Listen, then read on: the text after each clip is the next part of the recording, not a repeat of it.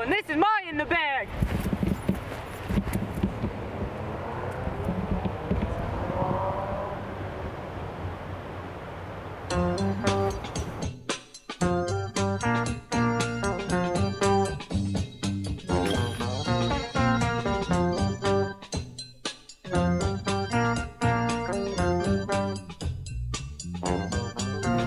Welcome to my in the bag video.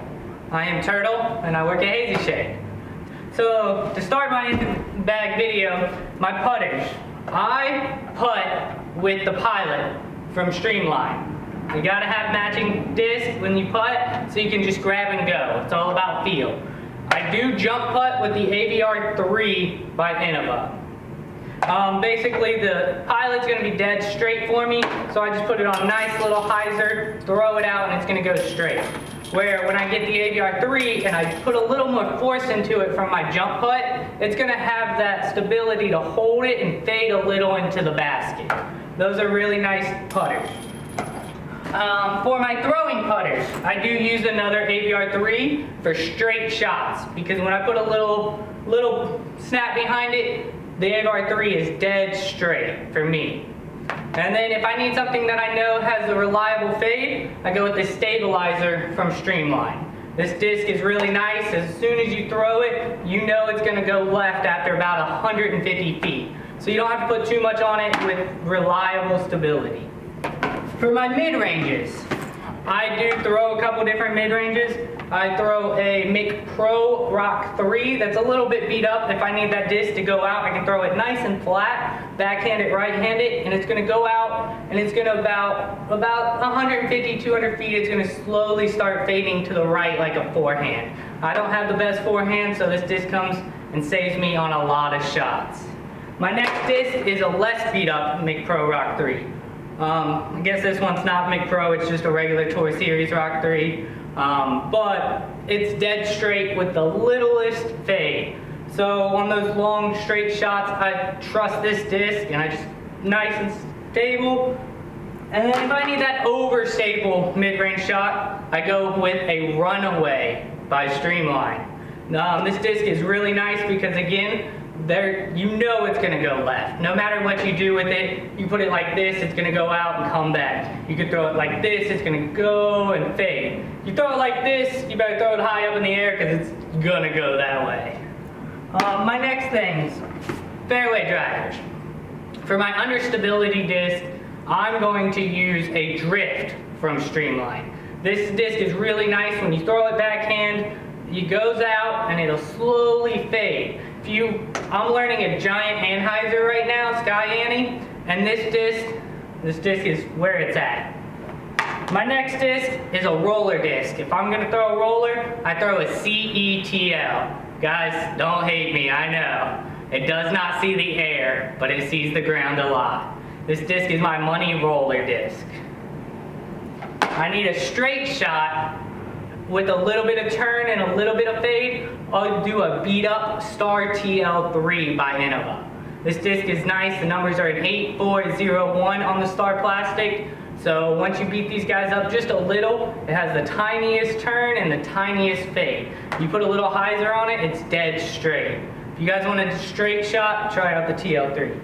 Where if it's a little bit more windy, for some reason these new Halo plastic discs have a little more stability than their average Star competitor. So what I do on this is if it's a nice headwind, or if I need to put a little more in behind it, I'm going to pull out this baby.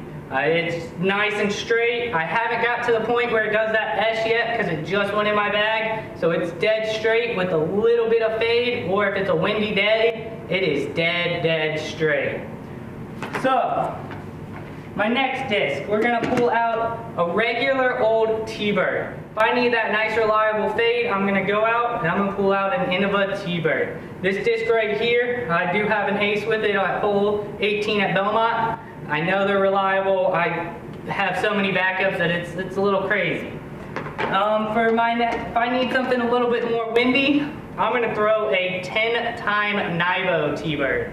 This disc it fades. It's a meat hook, but it still glides. It's very reliable on a headwind.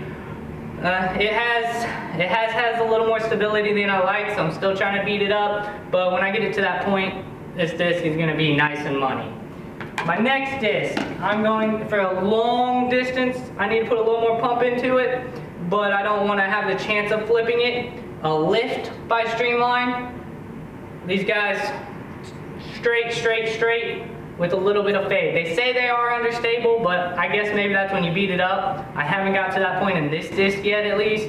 So a dead straight disc. It is a 168, so maybe hopefully that'll break in a little bit more. But if I need something that I can just throw as far and as hard as I can, for some reason this lift does it for me. If you guys ever do get the chance to see me throw forehand, I take a Discmania FD3 for my little bit farther forehands where I know I just have to crank it and hope I get some turn out of it with the dependable fade. That FD3 does it for me. But if I need something that's gonna meet hook for me, I'm picking the Flare by Streamline. This disc, it has a really reliable fade, and every single one I've got, I've noticed it is board flat. So it's kind of like a Firebird without the guessing whether it's gonna be flat or not. My next disc is a Savant. It's a basically on the shelf beat up Thunderbird. So if I need to put as much as I can into it, but know it's gonna have that fade, I'm gonna grab a Savant. This is one of my go-to discs. It's basically, like I said, a beat up Thunderbird, so I know it's gonna have a little bit of turn with the comeback of a Thunderbird. When we get into a little bit longer distance, if I'm trying to go for a full-on crush, I'm going to pick up a Trace by Streamline. This disc right here is a 11.5 -1.2, so I know that I can put a little bit of hyzer on it, pop it up, get it to go out, and still do my S pattern and fade out.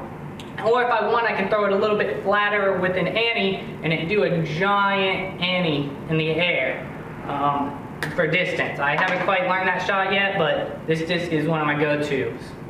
If I want to throw a roller long distance, I'm going to pick out a Destroyer. I know, but I help it a lot. With this disc, I know it's going to have that big rim that it's going to bounce, fight the wind, and then eventually after about 400, 500 feet, it's going to start to slowly hook out. And that's what I need. I need that long distance roller. I can crush this. If I want something that I know is reliable and I can just crush it, I'm going to pick out a regular Destroyer. The Star Destroyer, 12.5 -1.3. So when I go out and I throw it, it's going to have a little bit of turn with that reliable fade. If it's a little bit more windy, I'm either going to pick out the Cloudbreaker 2 or the Halo Destroyer. They both seem fairly similar to me. I think that they both have a really hard fade at the end, and they have a little more stability than I like right now. So I'm currently messing with these two discs to see which one is going to be my headwind. I don't know if it's going to either be the Halo Destroyer or the Cloudbreaker, but I know they're both very stable at the end. And the most important thing is during the round, what do? I'm going to pick out a water bottle. These things is key. You got to make sure you have these. Stay hydrated. I've had a lot of rounds where I forget my water and I'm just sitting there, and you think about the thirst, you think about something else, but you don't think about what it does to you. And it does a lot, so make sure you do stay hydrated out there. And on those hot and sweaty days, I do have two different kinds of sports sacks. I have one with the silicone beads, so if I'm not really sweating but my hands are clammy, I'll just grab this and give it a nice couple squeezes. But if I have that sweat coming off my hand, I pick out a reliable dirt bag. These guys, they're amazing. They pull out all the moisture and all that. Thank you guys, that is my in the bag.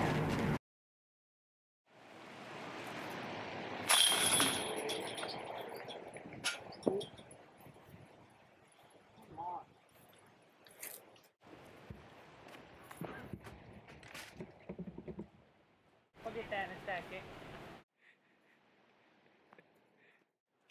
Oh.